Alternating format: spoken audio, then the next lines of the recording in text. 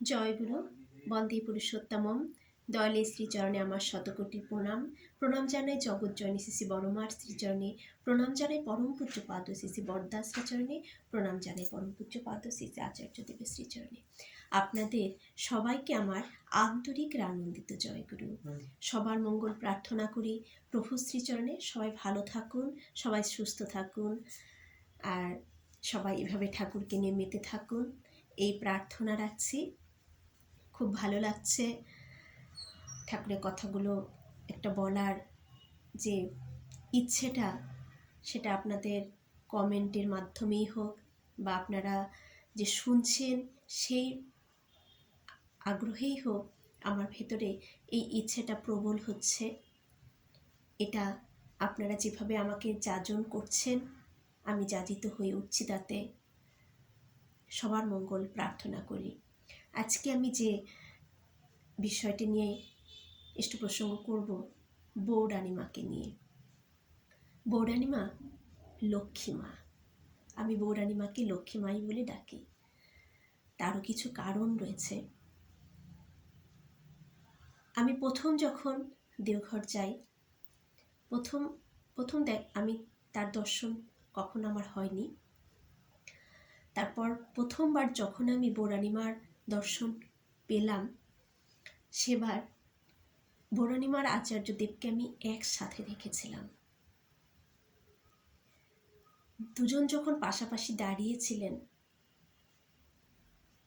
বর্দার বাড়ির যে নাটমণ্ডপ তার পেছনে প্রচুর লোক ছিল সেখানে। আর মানে এত সুন্দর যে দৃশ্য আমি এখন অবধি ভুলতে পারিনি। এত বছর পরেও আমি সেটা ভুলতে পারিনি। মানে আমার মনে হচ্ছিল স্বয়ং লক্ষ্মী নারায়ণ দাঁড়িয়ে রয়েছেন, স্বয়ং আকাশ থেকে লক্ষ্মী নারায়ণ নেমে এসেছেন এই ধরাধামে। আমার চোখ, আমার মন সব কিছু আপ্লুত হয়ে গিয়েছিল।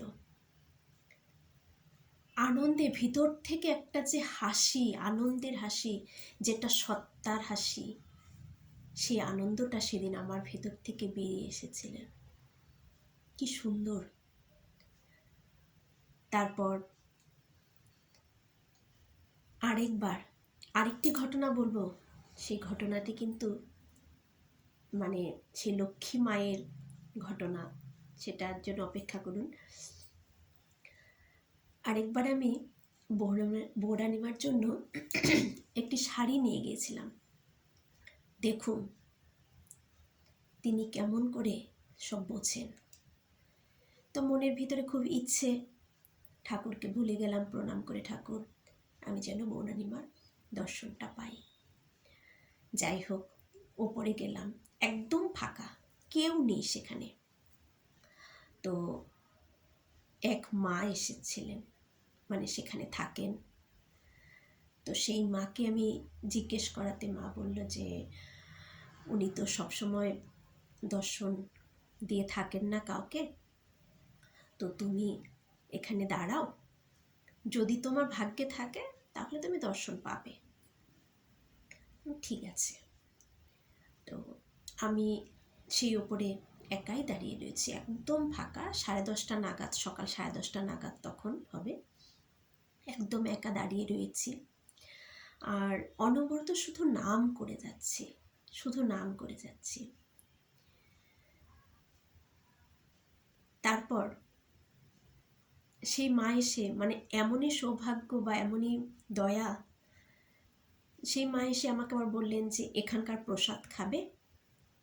তাহলে আমি বললাম এখানকার প্রসাদ? বললো না, ওনারা আচার্যদেব বৌরানীমারা যা খেয়ে থাকেন সেটাকে আমরা প্রসাদই বলি।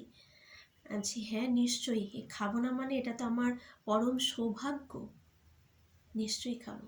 তো আমাকে 2টো রুটি দিলেন, আর ওখানে ভেন্ডির একটা সবজি করেছিল, সেই ভেন্ডির সবজিটাও আমাকে দিলেন। তো আমি বললাম মা এটা আমি নিচে নিয়ে যাব, কারণ নিচে আমার স্বামী সন্তান বসে রয়েছে, আমি ওদের দিয়ে একসাথেই খাবো। তখন মা বললেন ও আচ্ছা আচ্ছা, তাহলে দাঁড়াও, তোমাকে আরও 2টো দিচ্ছি। তো আমাকে 4টা রুটি দিলেন।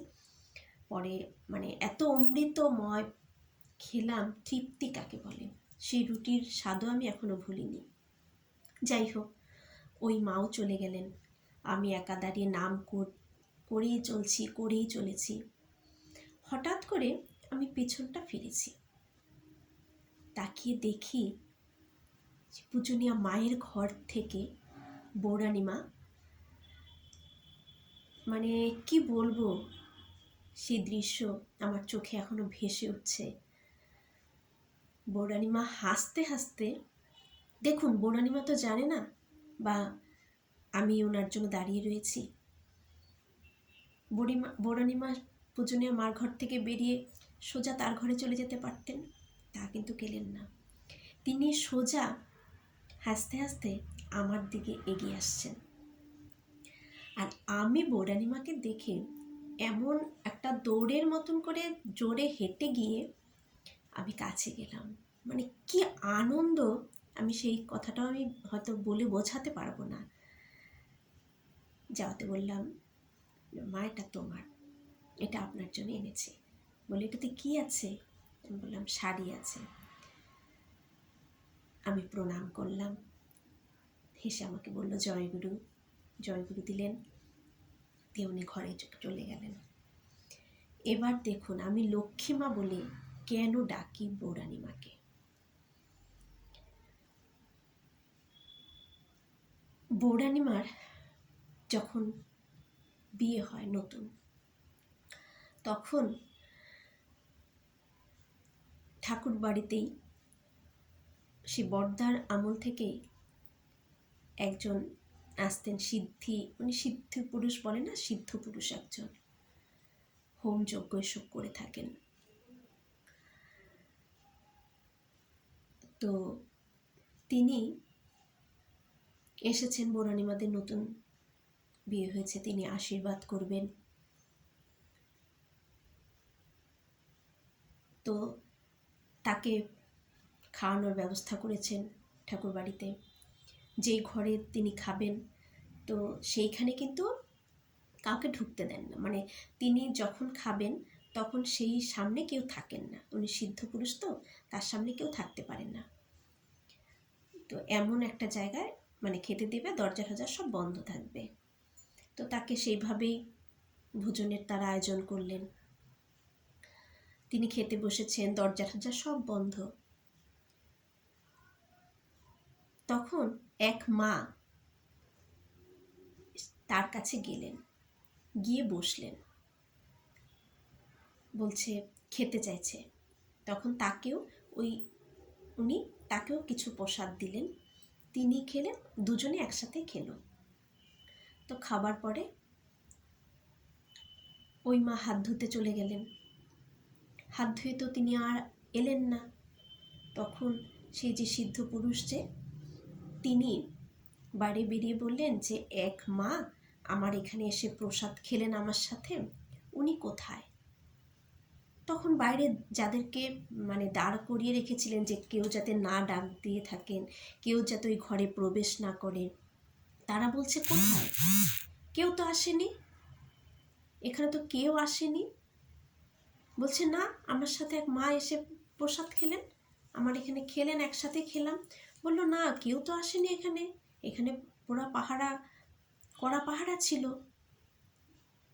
যাই হোক, উনি বলছেন কে উনি, ওনার ভেতরে তো একটাই যে উনি তো অন্য কেউ হতে পারেন না। তো যাই হোক, ওনার ভেতরে এটা নিয়ে চলছে। তারপর উনি যখন ওই বললাম না হোম যজ্ঞ করে থাকেন উনি, তো আচার্যদেবের বিয়ে হয়েছে, তখনও কিন্তু আচার্যদেবের মানে বৌরানীমাকে দেখেননি। তো উনি হোম করছেন, যজ্ঞ করছেন। যজ্ঞের যখন আহুতিটা দিচ্ছেন, সে আহুতিতে উনি দেখতে চাইছেন যে ওই মহিলাটা কে ছিলেন। যখন আহুতিতে হোমযজ্ঞ দিচ্ছেন সেখানে উনি দেখলেন যে লক্ষ্মী ঠাকুর, সেই আগুনের আহুতির মধ্যে সেই লক্ষ্মী ঠাকুর বিরাজমান। আর সেই লক্ষ্মী মাকে তিনি দেখলেন আহুতির মধ্যে। লক্ষ্মী মার দর্শন তিনি করলেন, কারণ তিনি এগুলোই করে থাকেন।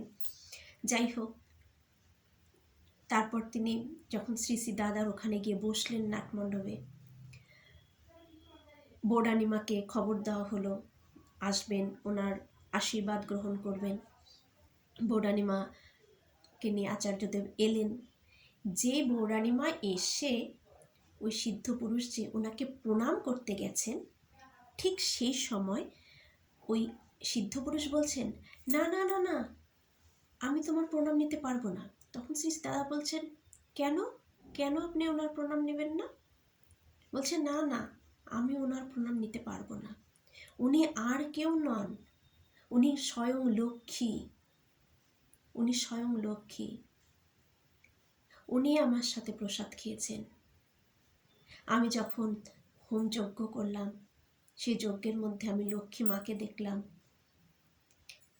ওনাকে আমি দেখেছি। সেই যজ্ঞের মধ্যেই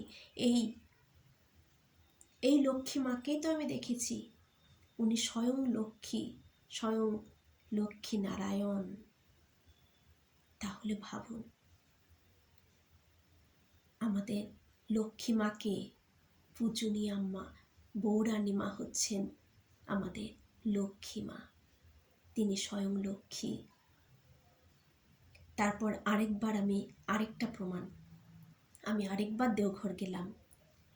যাবার পরে ওই নাটমণ্ডপের ভেতরে বসার আমার সৌভাগ্য হয়েছিল। আমি যখন ভেতরে গিয়ে, তখন শ্রী শ্রী দাদা ছিলেন, আমি ভেতরে গিয়ে যখন বসলাম, ঠিক আচার্যদেবের ঠিক পেছনেই আমি বসেছি।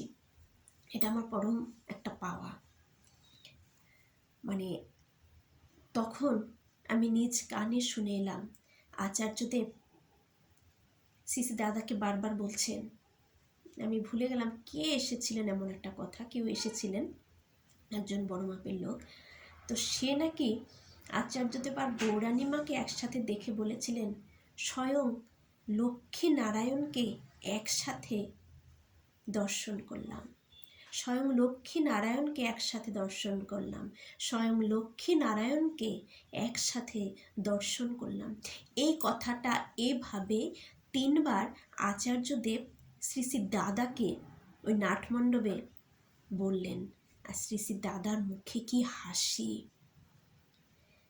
এখন বলুন, আচার্যদেব কি আমাদের নিজের প্রশংসা কখনো করে থাকেন? কখনোই নয়। কিন্তু তাদের কথার মধ্য দিয়ে আমাদের বুঝে নিতে হবে যে আসলে ওনারা কে বা কারা। উনি নিজ মুখে বললেন, স্বয়ং লক্ষ্মী নারায়ণকে দেখলাম। আমাদেরকেও বললে আমরা সেগুলোকে লোকের পাওয়ার জন্য বলে থাকবো, কিন্তু তিনি তো বলবেন না। তার মুখে, যিনি আমাদের শ্রী শ্রী ঠাকুরের মূর্ত বিগ্রহ, আমাদের আচার্যদেব, তার মুখে স্বয়ং বললেন যে লক্ষ্মী নারায়ণ। আর শ্রী শ্রী দাদা সেটাকে নিয়ে কি সুন্দর তার মুখে হাসি। তাহলে আমরা স্বয়ং লক্ষ্মী নারায়ণকে পেয়েছি। আমাদের পূজনীয়া মা বৌরানী মা হচ্ছেন আমাদের লক্ষ্মী মা। আর তখন থেকে আমি বৌরানী মাকে লক্ষ্মী মা বলেই ডাকি। আবার সেই লক্ষ্মী মা আমার স্বপ্নেও 2 বার এলেন, স্বয়ং লক্ষ্মী নারায়ণ যুগল মূর্তিতে। আগেও একবার এসেছিলেন, দুজনকে আমি একসাথে দর্শন করলাম। সেই পুজোই করছি, দুজন দাঁড়িয়ে রয়েছে লক্ষ্মীনারায়ণ রূপে। আবার আজকে এই দোল পূর্ণিমার দিনে ঠিক ভোরেই আমি আবারও সৌভাগ্য করে তাদের স্বপ্নে পেলাম স্বয়ং আচার্যদেব, বৌরানিমা দাঁড়িয়ে রয়েছেন একই সাথে। আর আমি সেই লক্ষ্মী নারায়ণ রূপে পুজো করছি। স্বপ্ন ভেঙে সকালে ভাবলাম আমি স্বয়ং লক্ষ্মী নারায়ণের দর্শন পেয়ে গেলাম আজই দোল পূর্ণিমার দিনে। এরকম ছোট ছোট অনেক ঘটনা আমার একবার জীবনে। আমি কিছুদিন আগে একটা ভিডিও পোস্ট করেছিলাম যে আমার স্বামীর অসুস্থতাটা নিয়ে। তো তখন মানসিক অবস্থাটা আমার কি পরিস্থিতি দাঁড়িয়েছিল, সুস্থ করে বাড়িতে ফেরার পরেও মানে তখন বিছানায় আদৌ ভালো হবে কিনা, সেভাবে কাজ করতে পারবে কিনা, কিভাবে আমার সংসার চলবে, কি হবে ভবিষ্যতে, কি মানসিক পরিস্থিতিটা তখন দাঁড়ায়, সেটা আপনারা নিজেরা অনুভব করে নেবেন। সেই পরিস্থিতিতে আমি কোথাও মনে যে তৃপ্তি শান্তি সেটা পাচ্ছিলাম না। ভেতরে একটা কুড়ে কুড়ে খাচ্ছিল আমাকে। তখনও সেই স্বপ্নেই বৌরানীমা এসে সেই মাতৃস্নেহে আমাকে বুকে আগলে নিয়েছিলেন। বুকে আগলে নিয়ে বুকে তার মাথাটা রেখে কি যে আদরই করেছিলেন আমাকে, আমার মনটাকে শীতল করে দিয়েছিলেন তিনি। মা তিনি লক্ষ্মী মা। শুধু চাই আমাদের বিশ্বাস, বিশ্বাসেই সব কিছু। সবার মঙ্গল প্রার্থনা করি আমার প্রভুর শ্রীচরণে। সবাই খুব খুব খুব ভালো থাকুন, সুস্থ থাকুন, ইষ্টচ্ছল জীবনযাপন করুন, ঠাকুরকে নিয়ে সবাই ভালো থাকুন। জয় গুরু, বন্দে পুরুষোত্তম।